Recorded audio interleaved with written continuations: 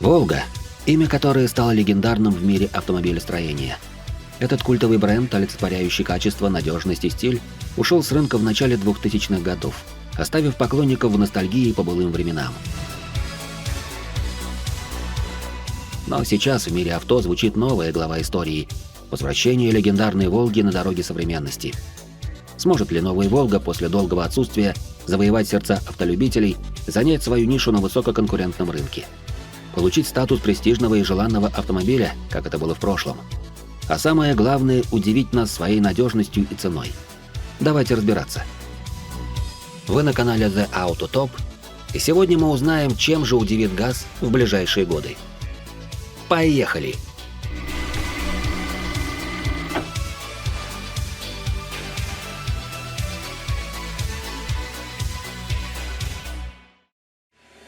Ни для кого не секрет, что в середине 2024 года, как уверял вице-премьер, глава Минпромторга Денис Мантуров, отечественный ГАЗ должен представить возрожденный бренд «Волга». В прошлом выпуске мы говорили, что на начальном этапе новинка не будет оригинальной разработкой. Речь пока что идет только об автомобиле восточного партнера под отечественной маркой. Первоначальные варианты того, что будет скрываться под знаменитым российским брендом, ходили в сети интернет в виде Hongqi H5 и H9 с приклеенным шильдиком завода ГАЗ со знаменитым оленем, но слухи не подтвердились. Некоторое время назад на заводе Volkswagen в Нижнем Новгороде, который располагается на производственных площадках ГАЗа, где раньше выпускали легковые «Волги», было замечено, как к единственным очищенным от снега воротам подкатил белый седан без шильдиков. Гадать долго не пришлось, ведь новую «Волгу» рассекретили до заранее заявленной даты. На конференции цифровых технологий ЦИПР в Нижнем Новгороде прошла мировая премьера новой «Волги». ГАЗ решил превратить некогда славное имя в отдельный суббренд, под которым будут выпускать седаны и кроссоверы. На первом этапе предполагается выпускать сразу 3 новые модели: Волга C40, Волга К30, Волга К40. Пока создатели «Волги» не сообщают, кто стал партнером по выпуску автомобиля. Судя по всему, речь идет о компании Чанган. Ведь седан C40 похож на Чанган Rayton Plus, кроссовер К30 это Чанган Auchen X5 Plus, а К40 это Чанган Юни-Z. При этом отметим, что дизайн «Волги» все-таки отличается от оригиналов. У российских машин уже сейчас есть своя решетка радиатора с вертикальными линиями в стиле ГАЗ-21.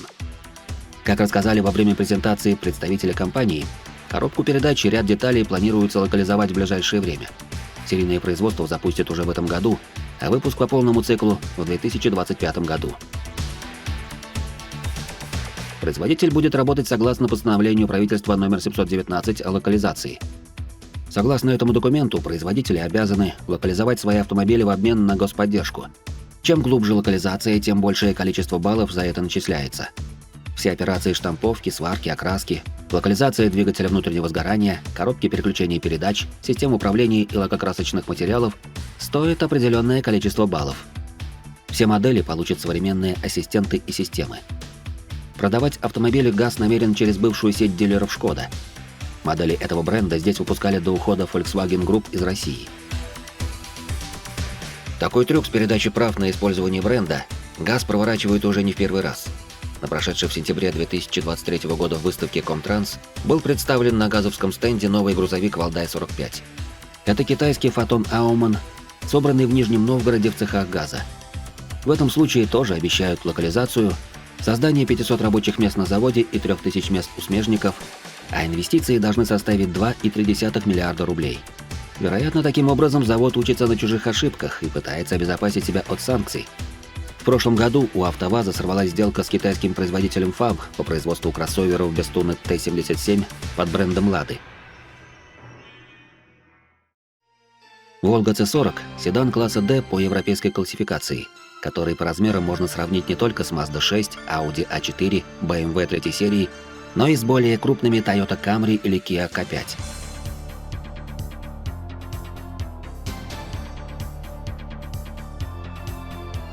Седан Волга C40 длиной 4800 мм. Это копия Чанган Rayton Plus. В Китае Rayton CC появился в 2017 году, а в 2022 году прошел модернизацию и получил название Rayton Plus. То есть в основе лежит модель, которая исполняется уже 7 лет. Экстерьер седана выполнен в классическом стиле современных китайских автомобилей. Но компания ГАЗ, в отличие, например, от «Москвича», не ограничилась примитивной заменой шильдиков и эмблем, а пошла дальше, заменила бамперную группу и решетку радиатора в своем стиле. В салоне типичная передняя панель с горизонтальным экраном без козырька, объединяющая мультимедийную систему и приборы. На центральном тоннеле установлен физический рычаг трансмиссии, пару подстаканников, беспроводная зарядка для гаджетов и шайба для смены режимов езды. Из необычного можно выделить спортивные кресла.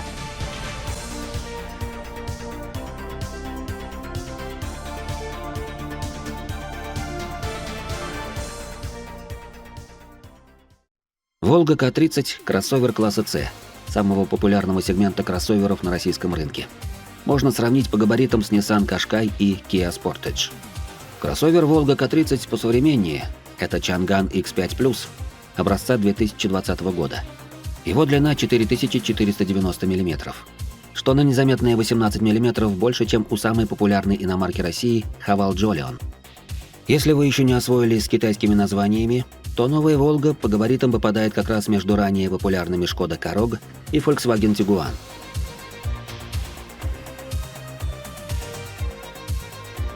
Кроссовер имеет современный внешний дизайн, особенность которого множество острых углов и огромная решетка радиатора. В салоне нестандартная передняя панель с горизонтальным изогнутым дисплеем, в которой интегрированы целых 3 экрана. Мультимедийная система, приборная панель и один небольшой дисплей по левую сторону водителя.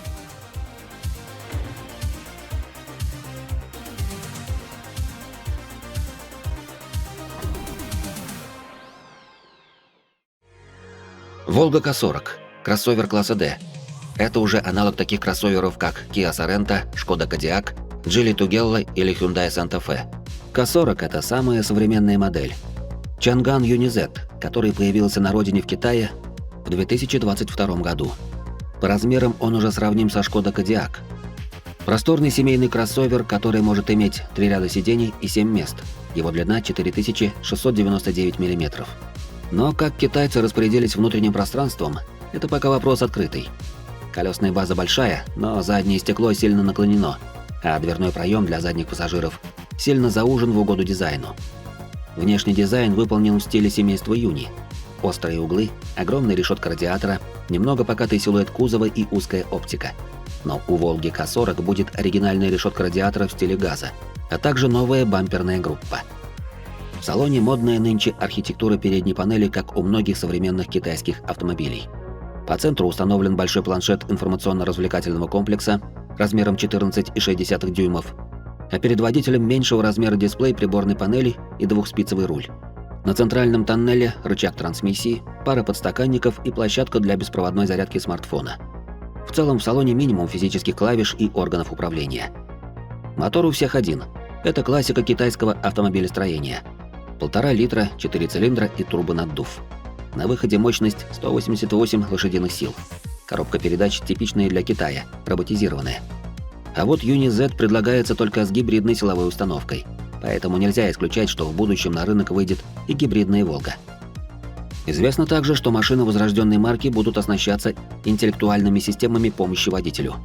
А в их медиасистемы интегрированы отечественные сервисы, популярные у российских автовладельцев. Базовые комплектации обещают быть богатыми и включат в себя зимний пакет.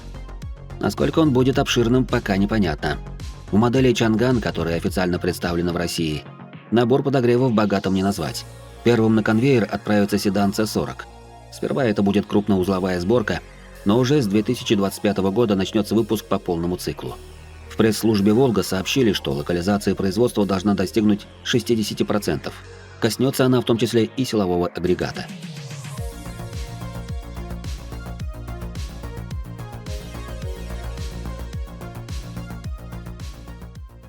Россияне готовы охотно покупать переименованные иномарки только по ценам ниже рыночных. Что сможет предложить «Волга», скоро узнаем. Но надежд на то, что это будут доступные машины, очень мало.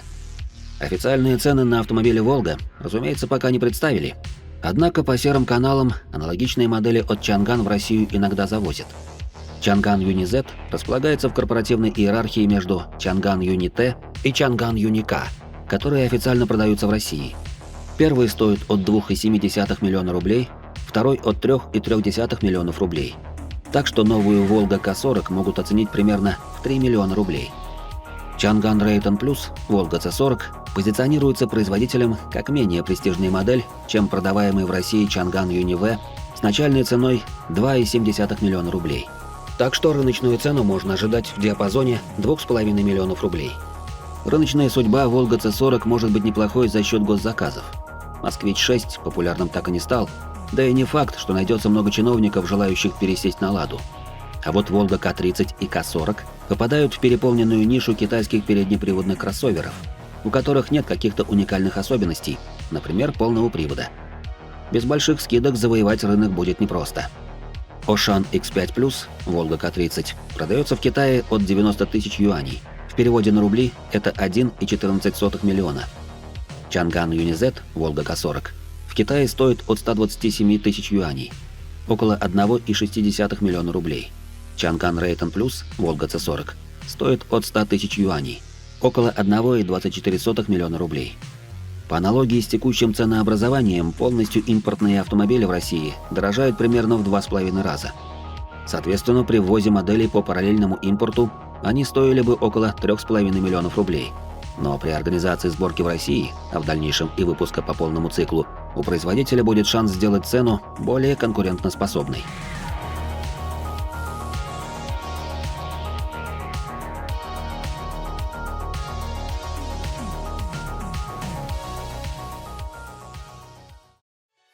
Главная претензия, почему снова не свое, так и остается в числе основных к отечественным производителям. Однако вспоминаем, что за столь короткий срок сделать что-то исконно свое совершенно невозможно, поэтому ничего лучше, чем скопировать уже готовое, придумать на данный момент попросту невозможно.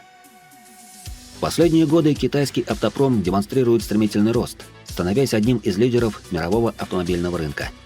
Хотя совсем недавно занимались копированием чужих моделей. Учитывая, что в основе новых моделей «Волги» лежат китайские платформы, важно обеспечить высокое качество сборки и надежность автомобилей, чтобы соответствовать ожиданиям потребителей и репутации бренда. В любом случае, хочется верить, что под словами о необходимости локализации производства имели в виду не только шильдики, а еще и детали кузова, а также основные узлы и агрегаты, которые будут производиться в России. Быть может, тогда мы увидим светлое автомобильное будущее. А вы как считаете? Пишите в комментариях. Если понравился этот ролик, не забудь поставить лайк, подписывайся на наш канал и обязательно нажимай на колокольчик, чтобы не пропускать новые интересные видео.